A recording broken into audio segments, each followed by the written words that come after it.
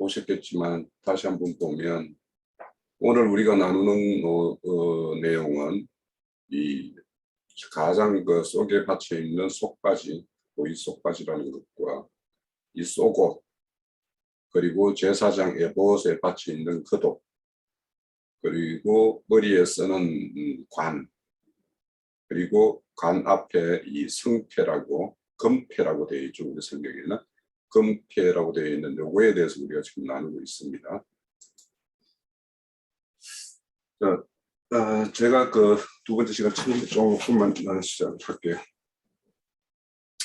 우선 그 지금까지 28장에 와서 제사장들이 이렇게 제사 업무를 제사장 직무를 행할 때 입는 옷들을 여러 이렇게 속옷에서부터 겉옷까지 이렇게 쭉 보고 있습니다. 이런 옷들을 보면서 한 제사장이 세워지고 그 제사 직무를 수행한다라는 데에는 참 여러 절차들도 많고 갖춰야 될 것도 많다라는 것을 우리가 이제 이렇게 28장의 어떤 말씀을 통해서 좀 알 수가 있어요.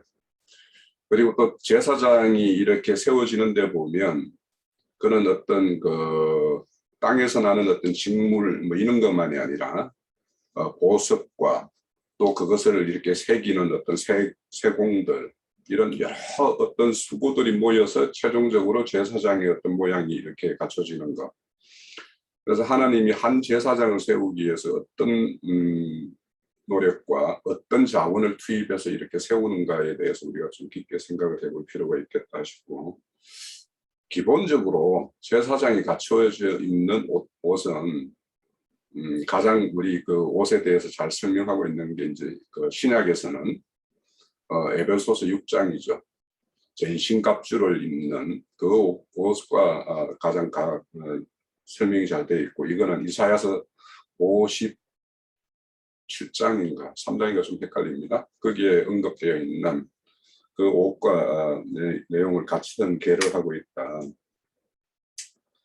우선 이제 그 제사장 그 에봇 밑에 이제 이 받쳐 있는 옷이 이제 청색인가, 청색에 대해서 이제 여러 이제 생각을 좀 많이 해요.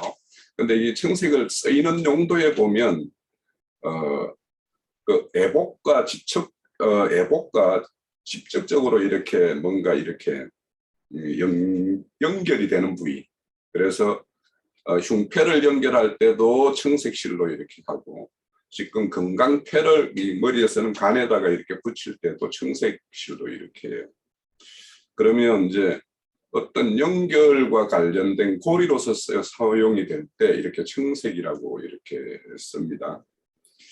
그리고 이제 그래서 이제 우선은 이제 청색하면 하늘을 상징하고, 하늘은 땅과의 어떤 구별, 땅을 초월한 어떤, 그래서 대제사장이 직임을 수행하는 것은 땅의 일과는 전혀 상관없는 하늘의 일과 관련되어 있다라고 우리가 우선은 알 수가 있겠고, 제사장의 어떤 직무의 가장 큰 일은 뭐냐면 죽은 자를 살리는 거죠. 그러니까 생명과 관련되는 것이 가장 그 중심에 있는 일이기 때문에 저는 이게 청색, 그러면 하늘의 어떤 근위와 위엄 뭐 이렇게들 대부분 이렇게 보고 이렇게 하는데, 그 가장 하늘의 어떤 그 특징은 뭐냐, 영원하다라는 거죠. 땅의 것들은 다 제한적이고 언젠가는 후퇴되고 사라질 것이지만은 하늘의 것은 다 영원할 것이기 때문에 그래서 이 영원한 생명과 관련된 어떤 그런 걸로 이렇게 보면은 좀 어떨까 이렇게 생각을 좀 했었고요. 우선 이 겉옷이나 이 속옷을 다 보면 다 통으로 짭니다. 통으로 짜고 이 목 부위만 이렇게 쏙 이렇게 나올 수 있는, 그래서 속옷 같은 경우는 호지 않는 옷이라고 그러죠. 그러니까 이 뭔가 이렇게 두 어떤 겹을 겹해서 이렇게 씌워서 하는 옷이 아니라 통으로 짠다라는 거예요. 그것이 이제 특징입니다. 그래서 그거는 우리의 어떤 속생명이 어떤 흠결도 없도록 이렇게 완전함을 어떤 상징하는 그런 것을 이제 상징한다라고 말을 해요. 우리가 이렇게 우선 겉옷을 먼저 이렇게 나눈다면 겉옷에 대해서는 참 성경에서 참 많은 어떤 우리가 구절들을 알고 있어요. 단순하게 이제 일반 겉옷이라면 그 사람의 어떤 일반 생활과 또 저녁에 어떤 힘을 가질 때 꼭 있어야 되는 어떤 겉옷이라고 이렇게 표현되기도 하고, 또 사람의 어떤 슬픔이나 이런 것들, 감정을 표출할 때 겉옷을 이렇게 짓는 걸로 이렇게 상징하기도 하고. 그러니까 이 겉옷이라는 것은 겉으로 드러나는 어떤 모양이에요. 그래서 이제 뭐 속옷을 달라면 겉옷까지 주라 이런 말씀도 있고, 또 주님이 이 땅에 오셔서 주님이 어떤 핍박을 당해서 오신 곳으로 다시 돌아갈 때 남는 제자들이 어떤 고난당할 것을 대비해서 너희들은 겉옷을 팔아서 금을 사라 이런 말씀들이 있어요. 자, 그래서 겉옷에 대한 것은 여러 이제 어떤 상징성이 있고, 가장 겉옷의 어떤 핵심이고 모든 것의 어떤 정점을 이루는 것은 계시록 22장에 보면 두루마리를 빠는 자는 생명나무로 나아갈 수 있는 권리를 얻는 어떤 그런 걸로 이렇게 표현을 하고 있죠. 그래서 우리가 이 겉옷에 대해서 한번 깊게 생각해 볼 필요가 있다. 그런데 이제 여기 보면 겉옷을 지을 때 갑옷처럼 이렇게 깃을 세워서 이렇게 한다라는 것은 이렇게 우리가 옷의 어떤 그 모양은 갖추되 입고 벗을 때 편하게 하기 위해서는 뭐냐면 주름을 이렇게 딱 주면 이게 늘었다 줄었다 하는 어떤 그런 식이 되겠죠. 그런 식으로 어떤 그 깃을 세워서 주름을 줘서 입고 벗을 때 편안하게 이렇게 할 수 있는 그런 것을 좀 이렇게 하라고 이렇게 그렇게 제작을 하라고 합니다. 자, 우리 어떤 이거는 이제 교회로 생각을 해보면 그리스도가 머리이고 우리가 몸이라면 머리의 어떤 편안함은 이 깃과 이렇게 관련이 있겠다. 그래서 그 풍모도 잃지 않고 그렇게 하기 위해서 이렇게 깃을 주름 주고 이렇게 해서 제작을 한 것인데, 이는 결국에는 교회의 머리 대신 그분이 그 교회에서 이렇게 안식을 할 수 있도록 하는 어떤 그런 어떤 우리 교회의 어떤 실행과 관련된 그런 내용으로 좀 이해가 됐어요. 그래서 주님이 몸된 교회에 오셔서 안식하기 위해서는 어떻게 해야지 그분이 안식할 수 있는가, 이런 것과 우리가 연결시켜서 좀 생각해 볼 수 있겠다 생각이 들고요. 그리고 이제 그것도 밑에 이제 석류와 이렇게 금방울을 다는데, 석류는 아주 척박한 땅에도 뿌리를 내리고 이렇게 뿌리를 내려서 살 수 있는 그런 강한 생명력을 가지고 있다고 그래요, 기본적으로. 그리고 이제 석류는, 그래서 말씀 중에는 석류도 없고 물도 없는 곳 이러면 뭐냐, 사람이 살 수 없는 곳을 상징한다는 거예요. 그만큼 석류는 어떤 생명력이 강하다는 거죠. 그리고 그 생명력은 결국에는 뭐냐면 씨로, 또 씨라는 것은 종족 번식과 보존 능력이니까, 그래서 많은 씨를 안고 있고, 그래서 그 열매를 해서 이렇게 나눠 보면 그 안에 알알이 새겨져 있는 그 알들, 그것이 우리의 어떤 가접이 되는 것도 또 그렇죠. 그처럼 석류와 관련돼서는 아가스 같은 데 많은 표현이 있어요. 아가스가 술람미를 봤을 때 어떤 석류적 이렇게 아가스를 술람미를 봤을 때 그의 어떤 사랑스러운 모습을 보고 이렇게 석류로 이렇게 표현을 하고 있고, 또 솔로몬 자신을 또 석류접의 어떤 술로 이렇게 표현하는 것도 나온 거예요. 그래서 이런 것들에 대해서 우리가 생각해 보면 석류는 어떤 풍요로움, 또 어떤 생명력의 왕성함, 이런 것들을 이제 상징한다고 해요. 그래서 제사장이라면 그런 것이 왕성해야지 사실은 어떤 생명의 어떤 공급을 하는 중간다리 역할을 하는 것이니까 당연히 그래야 된다고 생각이 됩니다. 그리고 이제 거기에 금방울을 다는데 이제 금방울을 단다라는 거는 금소리가 이제 금방울의 소리를 저는 직접 들어보지 않아서 어떤 소리가 나는지는 모릅니다. 근데 이제 종소리라는 거는 이제 맑으면 맑을수록 우리에게 이제 청량감을 주고 어떤 기분을 새롭게 하는데, 자, 대제사장이 하나님이 거하시는 지성소에 들어가서 직무를 수행하는데 그 지성소 안에서 조신하게 행동하지 않고 막 함부로 행하면 그 종소리가 그게 하나님 앞에 경망스럽고 그런 어떤 소리로 들리겠죠. 그런데 거기에 안에서 조신하게 어떤 행위를 하고 이렇게 하면 그 한 발 한 발을 옮길 때마다 그 조용하게 들려오는 소리라면 그 소리는 우리에게 좀 듣기도 좋고 그럴 거예요. 그래서 이거는 제사장 앞에서의 어떤 자신의 어떤 금이라는 것은 어떤 제사장으로서의 어떤 권위도 있지만 제사장은 하나님의 어떤 대리인이기 때문에 대리인으로서 어떤 식으로 행해야 될 것인가도 담고 있다라고 저는 생각을 해요. 자, 대제사장이 만약에 막 어디서 함부로 이렇게 하고 막 이렇게 행한다면 그게는 잡소리가 되겠죠. 이 종이 막 밑에 움직이는데 움직일 때마다 저런 뭐 군인들 같으면 군인들은 이렇게 행진을 할 때 그 어떤 행진의 어떤 소리를 통일성이 있고 그 소리를 우렁차게 하기 위해서 우리가 뭡니까 군화 이렇게 신을 때 그 밑에다가 구슬을 넣어가지고 이렇게 하기도 해요. 왜냐하면 착착 움직일 때마다 구슬 소리가 이렇게 통일되게 탁 통일되면 그게 아주 우랑찬 그런 믿음직한 어떤 군인의 어떤 모습이 되기 때문에.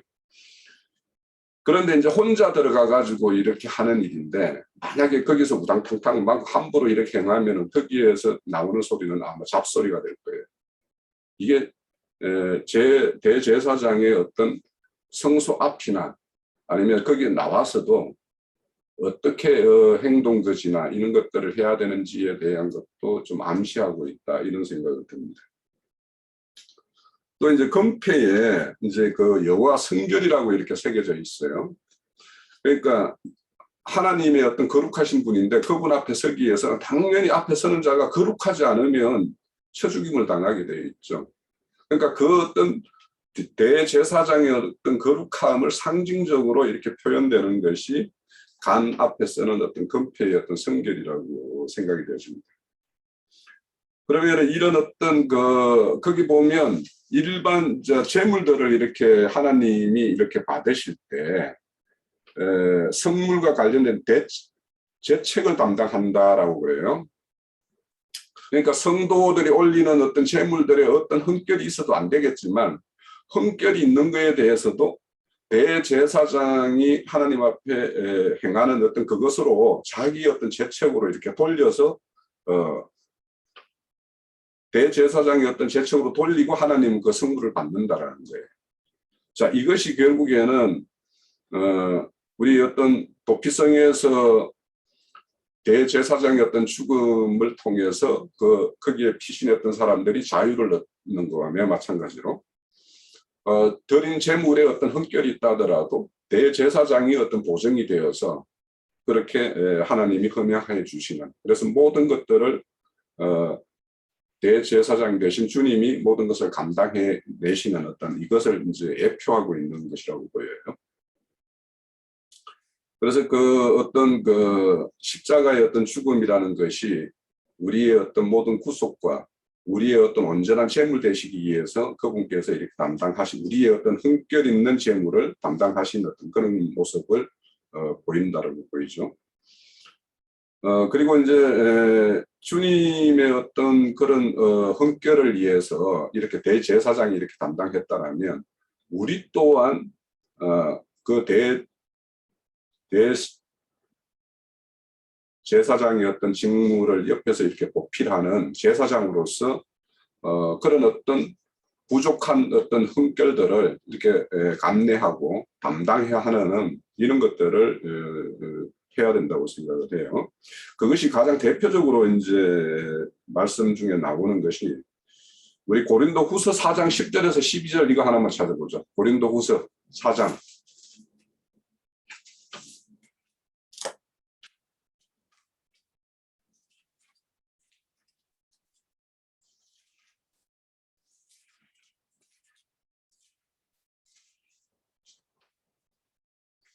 4장 10절 보면 우리가 항상 예수의 죽음을 몸에 짊어짐은 예수의 생명이 또한 우리 몸에 나타나게 하려 합니다.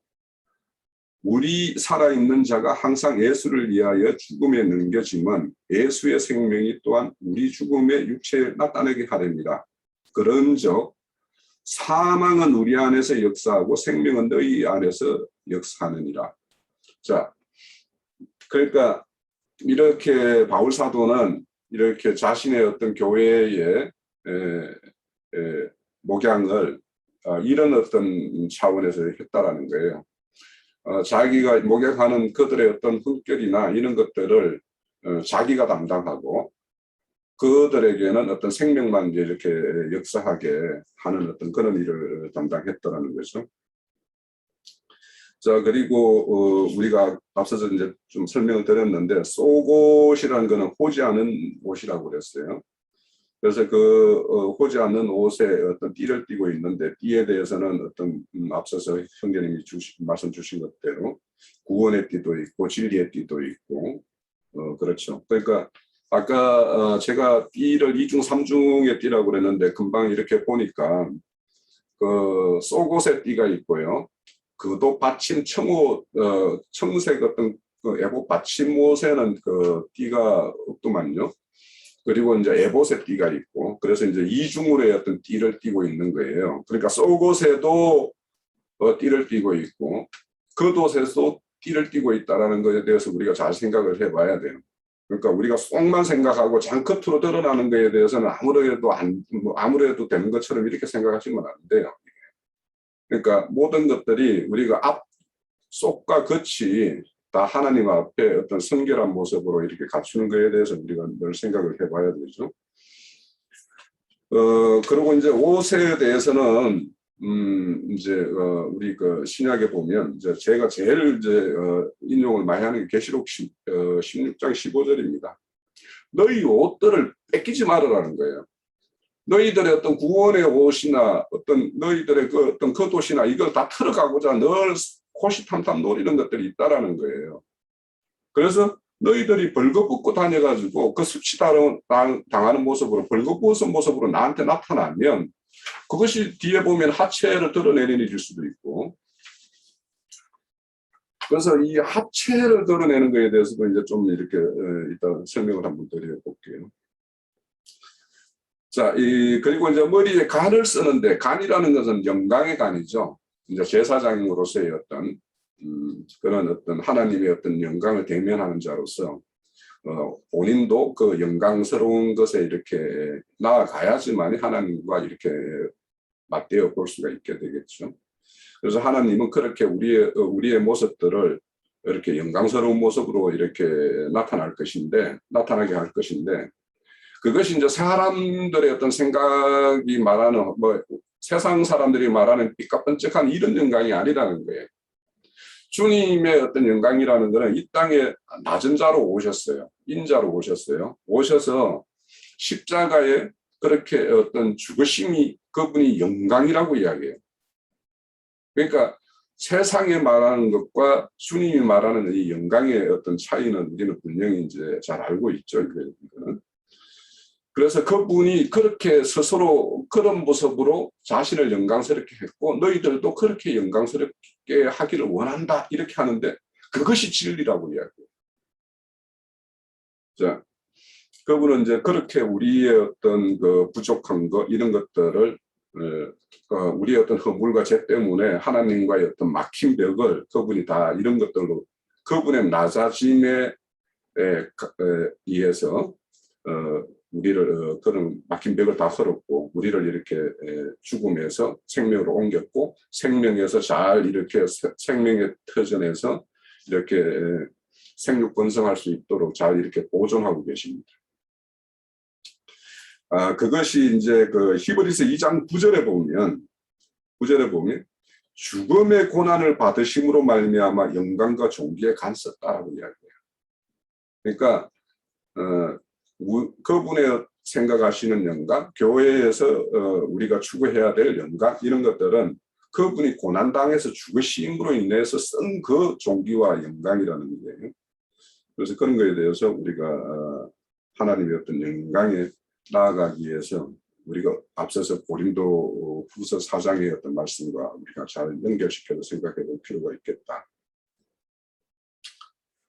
그리고 이제 그 아론의 아들들에 대해서 속옷과 띠 이제 속바지를 이렇게 입히는 이야기가 나오는데, 이 아론의 아들들은 이 땅에 오셨던 예수님과 예수님에 속하여서 아들들이 된 우리들의 표상이에요. 하나님 아버지 앞에서는. 그러면 그 어떤 속바지라는 것은 가리고 있는 것은 생명의 처소예요. 생명의 처소이고, 그 생명의 처소가 벗었음을 아담 부부는 이제 선악과를 먹음으로 인해서 이렇게 보게 됐는데, 이제 그것이 이제 그 어떤 수치로 그들이 인식을 했죠. 그런데 우리의 구속은 그런 어떤 수치심을 가지고 있는 사람들의 그 수치를 가려주는 것이 하나님의 어떤 그 구원이라고 이렇게 말씀을 하고 있어요. 자, 그러면 이제 그것이 그렇게 옷 입는다라는 것, 그런 것들을 우리가 잘 생각을 해보면 하나님이 입혀주는 옷이라는 것은 결국에는 그 수치스럽게 생각하는 것이 사실은 잘못된 거죠. 그게. 그 생각을 가려줘야 되는 거예요. 그것이 온전하게 옷 입혀지는 거예요.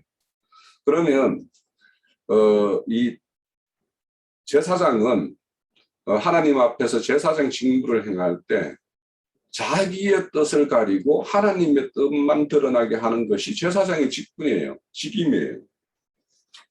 그러면 그것을 하기 위해서 이렇게 보냄을 받은 자, 보냄을 받은 자가 아들인데, 아들은 우리에게 그분이 샘플로 잘 보여줬어요.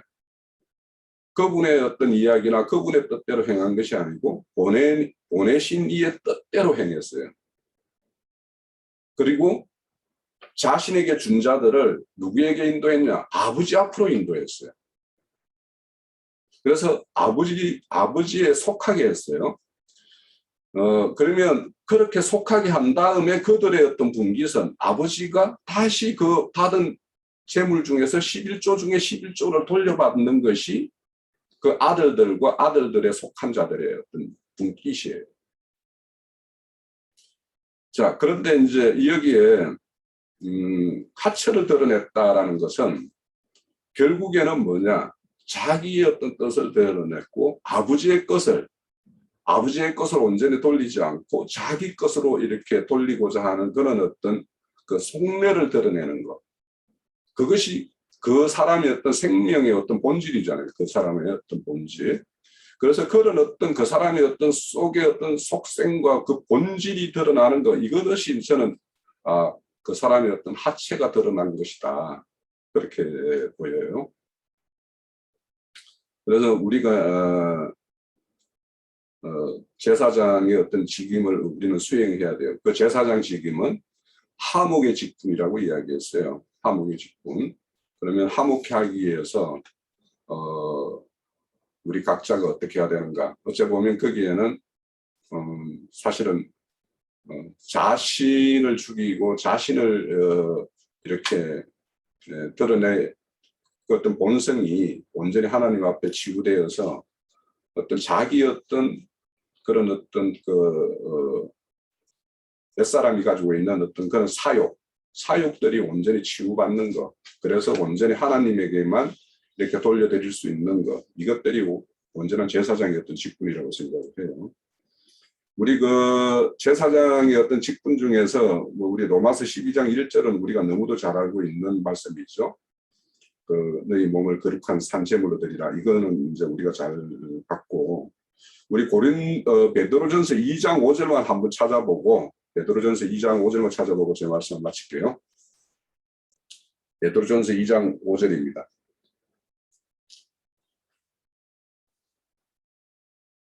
너희도 산돌같이 신령한 집으로 세워지고, 우리가 산돌같이 신령한 집으로 세워져야 되는, 예수 그리스도로 말미암아 하나님이 기쁘게 받으실 신령한 제사를 드릴 거룩한 제사장이 될지니라, 이렇게 이야기해요. 그러면 신령한 제사가 어떤 것이고 그 신령한 제사를 위해서 우리가 감내해야 될 것들이 무엇인지.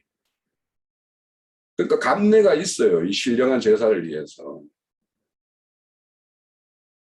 그 어떤 감내 없이 본인 안에 조성되어 있는 어떤 그대로를 다 표출하면서 우리는 그 뭔가를 한다라는 것은 우리가 지금 성경에서 배우는 수많은 어떤 거는 절제 이런 것들, 규모 이런 것들, 이런 말들이 우리가 그런 어떤 거는 감내할 부분이 있으니까 그런 것들이 이제 나오는 어떤 내용들이라고 보여요. 그래서 우리가 신령한 제사를 드리기 위해서 우리가 감내해야 될 부분들이 어떤 것인가 한번 생각해보고 그런 시간이 되었으면 하네요. 예. 자, 우리 박영전님 아까부터 손 들었습니다. 예.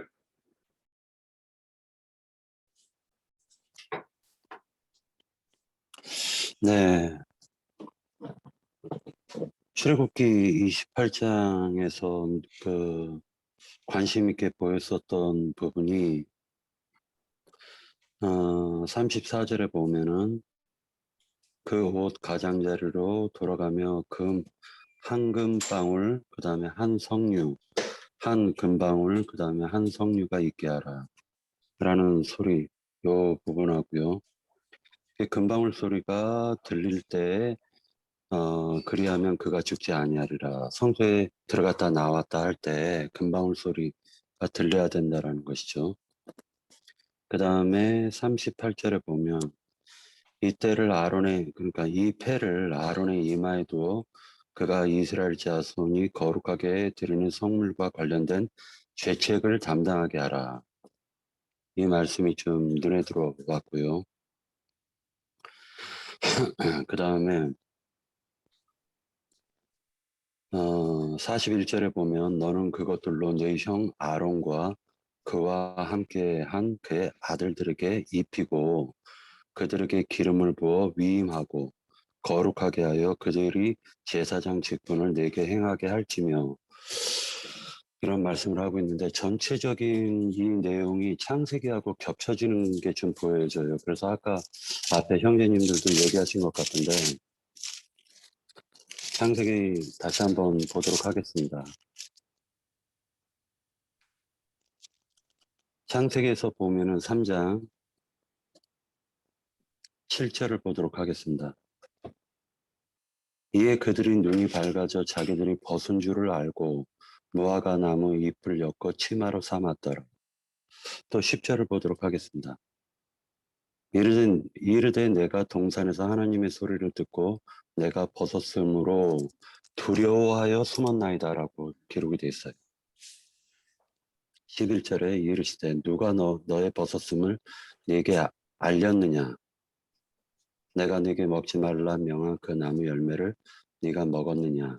이렇게 얘기하니까 실제로 그들이 벗은 것보다도 두려움 때문에 벗었음으로 두려워가지고 숨었다라고 하고 있고 무화과 나무 잎을 엮어서 입은 것은 벗음을 가리고 또 하나님을 두려워하는 마음이 생겼다라는 것이죠. 이 지금 41절에 보면은 기름을 부어 위임했다라는 이 말이 원래 기름을 부음받은 자라는 게 그리스도라는 말인데 실제로는 아론과 그의 아들들은 그리스도를 예표한 사람들이고 그리스도의 위임을 받는 지금 위임식을 갖다가 하는 것으로 보여집니다. 그래서 그리스도가 하는 일은 죄인과 하나님을 연결하는 일을 하는 것으로 보여지는데 아론과 그의 아들들은 완벽한 사람들이 아니기 때문에 그의 하체들을 두 넓적다리와 하체를 가려야 된다라고 42절에서 말씀하는 것 같습니다. 그런데 중요한 게 38절에서 보면은 그 아론과 그의 아들들이 하는 일이 뭐냐면은 죄책을 담당한다라는 것이죠. 죄책을 담당한다라는 거예요. 그러기 위해서는 그 패를 갖다 이마에 달아야 된다. 그 패에는 금패로 되어 있고 청색 끈으로 메어져 있는데 겉에다가 그것을 갖다 맨다라는 것이죠. 그런데 그 앞에는 여호와의 성결이라는 글을 갖다 새겨가지고 단다라는 것입니다. 가인도 표를 갖다 받았는데 가인이 받은 그 육적 제사장과 그리고 실제로 성경에서 얘기하는 그 예수님과 그 11제자가 받은 여호와의 참된 제사장의 직분이 나뉘어지는 것으로 우리가 볼 수가 있습니다. 기름 부음 받는 이 그리스도라는 그 위임식 그 속에서는 그 사람이 죄인들의 죄를 갖다가 짊어져서 하나님께 고스란히 바치는 역할을 해야 되는 것이 제사장이 해야 될 사명이라고 보여집니다. 그래서 여기에서 31절서부터 43절에서 실제로는 그 금방울이 울리는 그 소리라는 것은 복음의 진리의 말씀을 갖다가 하나님의 말씀을 듣고 나온 사람이 너희들은 죄가 씻겨졌다라는 것을 갖다가 선포하는 소리로 들려졌습니다. 그런데 그 아무 소리도 듣지 않고 죄들의 사면을 갖다가 약속을 받지 않고는 나올 수가 없다라는 것이죠. 자기 죄를 짊어지기 때문에. 그 다음에 그 에봇에 대해서 좀 생각할 필요가 있는데 우림과 둠림이라는 게 실제로는 빛과 완전함이라는 의미도 있지만은 그 파생된 단어가 찾아보니까 우림이라는 말에는 저주하다라는 의미에서 파생된 것으로 얘기를 하고 있습니다. 그리고 둠림이라는 말은 완전하다라는 말도 되지만은 죄 없음이라는 의미도 있다라는 뜻이 있다라는 것이죠. 그러니까 저주함에서 완전함으로 죄 없음을 선포하는 것이 그리스도로 위임받은 제사장들이 해야 될 직무인데 이 제사장은 죄인들의 죄를 짊어질 수 있는 그러한 거룩한 성물들이죠. 그러니까 참되게 하나님 구속받아 구원 얻은 그들에게 끊임없이 너희들이 하나님으로 말미암아 너희가 죄가 사함을 받았다라는 것을 갖다가 증거해야 될 그러한 책무를 가진 자들이 제사장의 직무라고 보여집니다. 그러기 위해서는 그 적군과 싸워야 되겠죠. 에베소서 6장 10절서부터 6장 10절서부터 좀 보도록 하겠습니다. 끝으로 너희가 주 안에서 그의 힘의 능력으로 강건해지고 마귀의 관계를 능히 대적하기 위하여 하나님의 전신갑주를 입으라. 우리의 씨름은 혈과 육을 상대하는 것이 아니요 통치자들과 권세들과 이 어둠의 세상 주권자들과 하늘에 있는 악의 영들을 상대하며 그러므로 하나님의 전신갑주를 취하라. 이는 악한 날에 너희가 능히 대적하고 모든 일을 행한 후에 서기 위함이라. 그런즉 서서 진리로 너희 허리띠를 띠고 의의 호심경을 붙이고 평안의 복음이 준비한 것으로 신을 신고 모든 것 외에 믿음의 방패를 가지고 이로써 능히 악한 자의 모든 불화살을 소멸하고 구원의 투구와 성령의 검 곧 하나님의 말씀을 가지라. 모든 기도와 간구를 하되 항상 성령 안에서 기도하고 이를 위하여 깨어 구하기를 항상 힘쓰며 여러 성도들을 위하여 구하라. 또 나를 위하여 구할 것은 내게 말씀을 주사 나로 입을 열어 복음의 비밀을 담대히 알리게 하옵소서 할 것이니 이 일을 위하여 내가 쇠사슬의 사신이 된 것은 나로 이 일에 당연히 할 말을 담대히 하게 하려 하심이니라. 로마서에서 보면은 죄, 사망, 즉 죄라는 마귀의 인격으로부터 내가 쇠사슬에 묶여가지고 질질 끌려가는 것을 바라본 사도 바울이 오라 공고한 인생이로다 이 사망의 몸에서 누가 나를 건져줄 거라고 한탄했었는데 이제 역으로 주께서 생명의 성령의 법으로 그 사슬을 그 띠를 매 가지고 이제 그 제사장들을 갖다 이끌어 가지고 진리를 선포해서 죄 없음을 갖다가 증거하게끔 하는 그리스도의 사명을 위임시켜 가지고 파송시킨다라는 것을 갖다가 우리가 볼 수가 있습니다. 지금 여기에서 우리가 그러면 우리가 그리스도가 된 것이냐?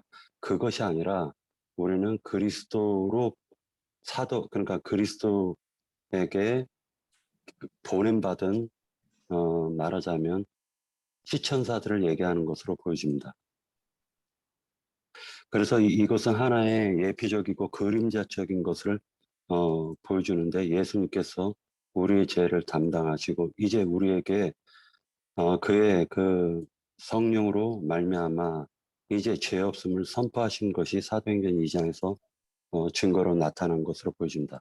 그래서 사도행전 1장에서 그러므로 너희가 예루살렘과 온 유대와 사마리아와 땅끝까지 이르러 내 증인이 되라 라고 선포하신 이유가 이제 모든 사람이 예수 그리스도를 통해서 죄들의 씻음을 받았다라는 그것을 선포하라고 하나님께서 위임하신 것으로 보여집니다. 이 에봇의 앞에 보면은 우림과 둠림이라는 것이 있는데 이것이 지각을 이용해 가지고 하나님의 말씀을 영적으로 풀어서 설명할 수 있는 참된 제사장들이 되는 것을 상징하는 것으로 보여집니다. 그런데 그것을 왜 가슴에 붙이냐? 이것은 하나님과 소통이 필요하고 지각은 곧 양심 속에서 하나님과 음성을 통해 가지고 말씀을 해야 되는데 가장 중요한 것이 제사장들은 기름 부음 받은 자의 소명은 하나님께서 너희들에게 너희들의 죄를 씻어줬다라는 것을 갖다가 마음의 판에 새기고 이마에 새겨주는 것이 그것이야말로 여호와의 성결이라는 의미가 아닐까라는 생각을 해봅니다. 그래서 이것이 하나님의 말씀이 이마에 새겨졌다. 즉 그 새겨진 이마에 그 계시록에서는 그 새 이름을 받는데 그것은 그 이름을 받은 자들이 안다라고 얘기하는 것으로 보여집니다. 네, 마치겠습니다. 네. 주변 때문에 좀 급하게 이렇게 마무리하는 면이 있겠네요. 자, 또 더 있으신가요? 또.